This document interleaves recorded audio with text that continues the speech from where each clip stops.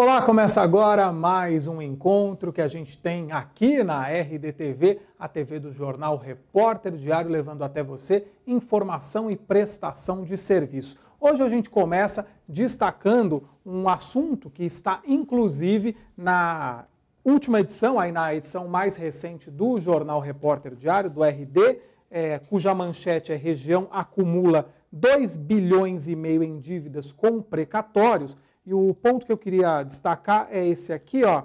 ISS da região é unificado pelo consórcio. O consórcio intermunicipal Grande ABC anunciou nesta quinta-feira, dia 14, a unificação das alíquotas de ISS, o Imposto sobre Serviços, em 6 dos 7 municípios da região. Diadema fica de fora. A proposta atingirá os serviços de plano de saúde, leasing, franchising, cartões de crédito e débito. E nós trouxemos aqui para o estúdio da RDTV para esclarecer alguns pontos sobre essa questão o advogado tributarista Alexandre Pantoja. Seja bem-vindo à RDTV, Pantoja. Obrigado, Gustavo. Obrigado a todos do RD. Sempre muito legal estar por aqui. Bacana. Vamos tentar falar alguma coisa sobre isso. Falar sobre esse assunto, eu já passei aí alguns setores em que vai ocorrer essa unificação. Então, planos de saúde, leasing, franchising, factory, cartão de crédito, débito. No caso dos planos de saúde, unificação em 3%, essa é a alíquota. E no caso de atendimentos médico e veterinário, 5%. Pantoja, eu acho que a gente poderia até começar destacando o seguinte: os prefeitos, eles rechaçam que isso signifique aumento de impostos. Qual é a tua visão, a visão aí do especialista nessa área tributária sobre isso? Olha, Gustavo, o aumento de imposto do ISS diretamente, não vejo dessa forma. O que acontece? Se anuncia a vantagem da unificação, que eu também acho um mérito, o consórcio, as cidades se juntarem e programarem as mesmas alíquotas para essas atividades. Só que também, assim, você vai ter outros assuntos subjacentes. Outras variáveis. Outras variáveis. O quanto isso pode, não é só a unificação, mas a administração desses tributos também pode passar por um repasse aos consumidores. Ou também nós temos outra questão da guerra fiscal. Se é para evitar que uma empresa escolha a cidade A ou cidade B, essas cidades também vão ter que estar preparadas para receber essas empresas aqui, tá certo? Então você já começa a passar por uma lei de zoneamento das cidades, o próprio valor do IPTU. Santo André recentemente teve uma revisão da planta genérica, o que isso pode representar no orçamento dessas empresas.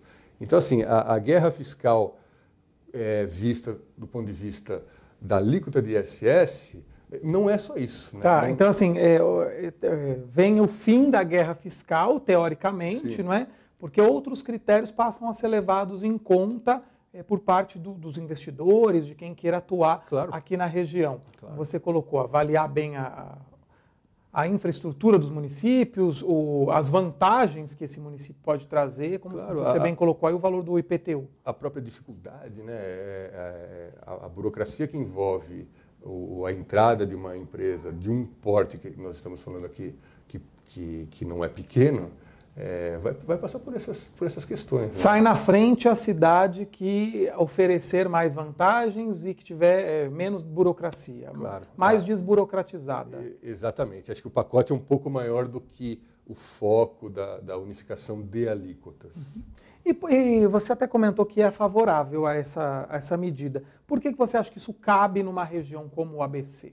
Eu acho que a atuação conjunta das cidades, ela tem esse aspecto esse aspecto linear me agrada bastante, no sentido de você, o foco que antes as empresas teriam de mais ou menos ISS, já está resolvido. E o ABC tem essa característica meio que uniforme. Principalmente quem mora aqui entende muito isso. Exatamente. Me agrada regionalizar essa questão das alíquotas, ainda que eu insista que não é só isso que produziu a guerra fiscal e não é só isso que vai dar fim à guerra fiscal do ISS. Olha, até para efeito informativo, os legislativos, as câmaras municipais aqui da região, especificamente das 6 cidades onde vai ocorrer essa unificação das alíquotas, tem até o fim deste mês para aprovar a medida. E se prevê aí um incremento de 128 milhões de reais às arrecadações municipais.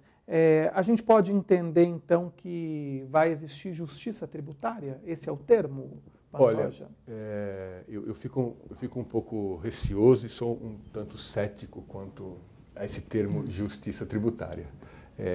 E nós vamos ter que passar por outras questões.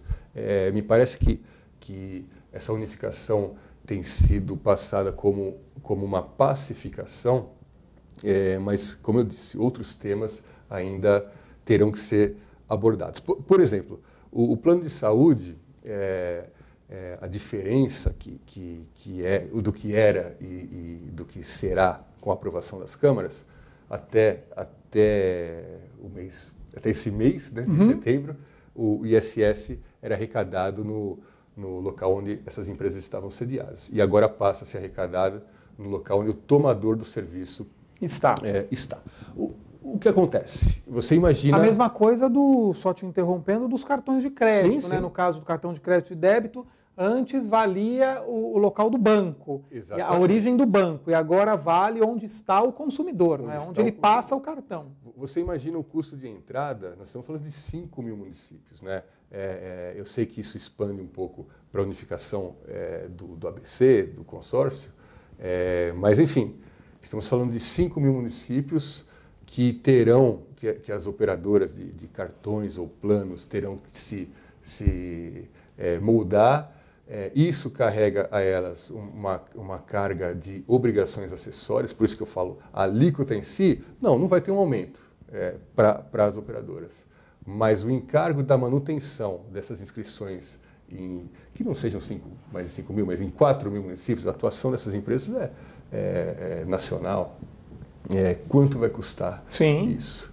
E disso, quanto vai ser repassado para os consumidores. E outras questões um pouco mais técnicas, que eu acho que já deviam ter sido discutidas, e fico com receio disso ser discutido em cada município.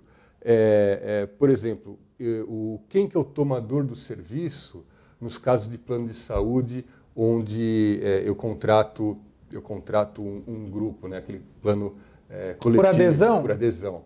Quem que é o tomador de serviço? Essa associação que aderiu, eu que uso o nome da associação.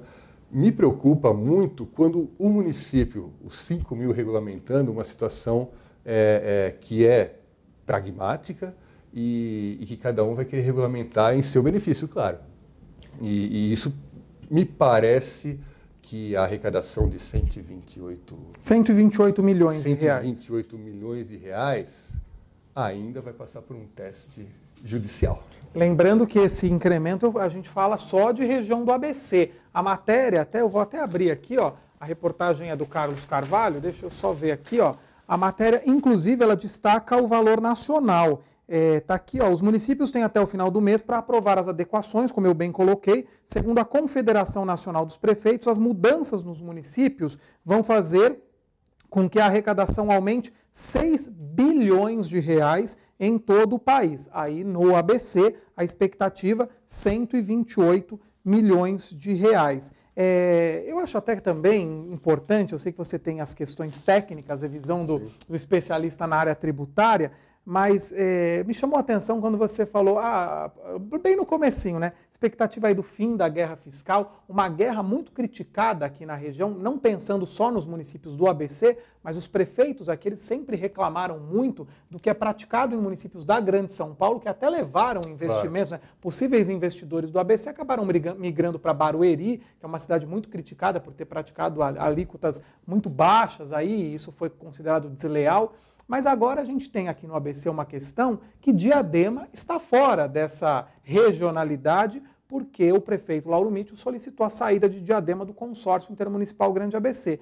E Diadema, eu vou até voltar aqui na matéria, está aqui, ó, segundo nessa semana, em reunião segundo o próprio RD. Nesta semana, em reunião com empresários marroquinos, o prefeito Lauro Mitchels afirmou que fará leis de incentivo fiscal para atrair novas empresas, mas ele tem que obedecer um índice mínimo aí. Isso. Ele pode praticar alíquotas menores, mas pode praticar. Porque aqui está 5% e 3%, ele pode até quanto? Ele pode, no mínimo, a 2%. 2%. Então, com isso... Ou seja, Diadema estaria mais atrativa, teoricamente. E dependendo, a prefeitura, o executivo, ele tem outros benefícios a conceder, né? Como eu te falei, eu unifico a alíquota de ISS, mas, por outro lado, eu beneficio com o IPTU, enfim, com outras atrações que... Faz um combo. Exatamente. E daí, essa guerra fiscal, a lente vai mudar de foco. O foco vai mudar. E eu acredito que isso está fácil. Nós estávamos falando de outros municípios de Barueri, o Osasco.